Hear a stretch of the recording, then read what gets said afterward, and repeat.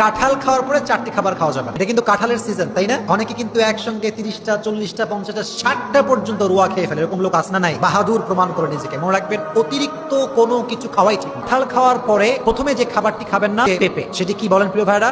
পেঁপে। পেঁপে খেলে বিশেষজ্ঞরা বলছেন কাঁঠাল খাওয়ার পরে পেঁপে যদি কেউ খায়, তার ত্বকে অ্যালার্জির প্রবলেম হতে পারে, লুজ মোশনের প্রবলেম তার হতে পারে, বিভিন্ন প্রবলেম তার হতে পারে। এজন্য কাঁঠাল যখন খেয়ে ফেলেছেন, পেঁপে তার পর খাওয়া যাবে। 2 নাম্বার, কাঁঠাল খাওয়ার পরে কোনোভাবেই আপনি সঙ্গে সঙ্গে দুধ খাবেন না। বলেন কি খাবেন না? দুধ খাবেন না। দুধ খেলে বিশেষজ্ঞরা বলছেন যদি কেউ কাঁঠাল খাওয়ার পরে দুধ খায়, তার পেটটা ফুলতে পারে। তার পেটটা কি হতে পারে? ফুলতে পারে। ইভেন তার ত্বকে ফুসকুড়ির সমস্যা হতে পারে। এবং বিশেষজ্ঞরা বলছেন এই কথা যে সাদা রোগের সমস্যা হতে পারে। কি সমস্যা হতে পারে? সাদা রোগের সমস্যা হতে পারে। এই জন্য যেহেতু কাঁঠাল খাওয়ার পরে দুধ খেলে সমস্যা আমাদের হতে পারে, এই জন্য হাদিস অনুযায়ী যেটা নিজের ক্ষতি হয়, আমরা কখনোই কাঁঠাল খাওয়ার পরে দুধ খাবো।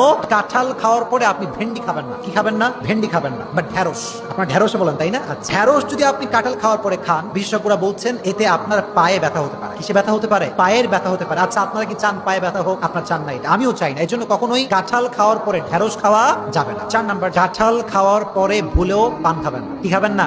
পান খাবেন না। এটি বড় মারাত্মক ক্ষতির কারণ। কেউ যদি কাঁঠাল খাওয়ার পরে পান খায়, বিশেষজ্ঞরা বলছেন সে মৃত্যুর মুখোমুখি হতে পারে। এতটা ইফেক্টিভ এটা, এতটা ক্ষতিকর এটা, এটার প্রভাব এতটা মারাত্মক। আল্লাহ আমাদের সমস্ত প্রকারের বিপদ থেকে হেফাজত করুক। সকলে পড়ে আমিন।